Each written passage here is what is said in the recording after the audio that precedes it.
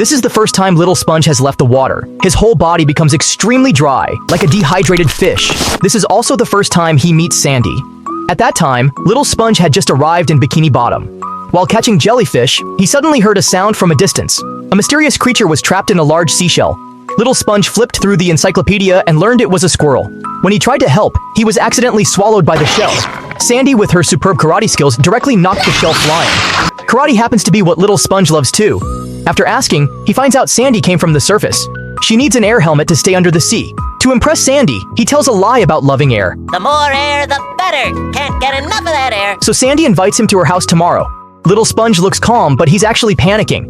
He hurries to ask Patrick for help. Patrick tells Little Sponge to hold up his pinky finger, saying, "The higher you hold it, the more special you are." Little Sponge really holds up his pinky all the way to Sandy's door.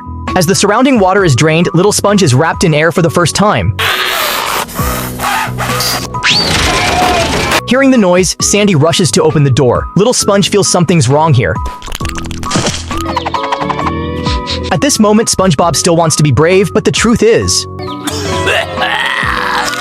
Under the scorching sun, the water in Little Sponge's body is almost evaporated. He looks at the bird's bathwater thirstily. While Sandy is talking endlessly about her house, he pounces on the water and sucks it up instantly. The bird is left speechless, but the water is not even enough to satisfy his thirst. Soon, Little Sponge becomes dry again. Patrick is directing from outside, so Sponge has to, strugglingly, raise his pinky.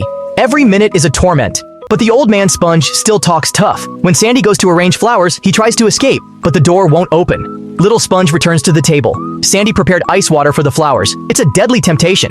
How he wants to stay in that comfortable water. Finally, he can't stand it anymore. I need it! And drinks the ice water in one gulp. No, stop! Piggy! Patrick sees this and comes into the house, thinking Little Sponge is just shy. But as soon as he takes a few steps, Patrick can't stay for a second. What kind of place is this? They try to open the door, only to find it's locked. When Sandy finally comes out, she's shocked by the scene before her eyes.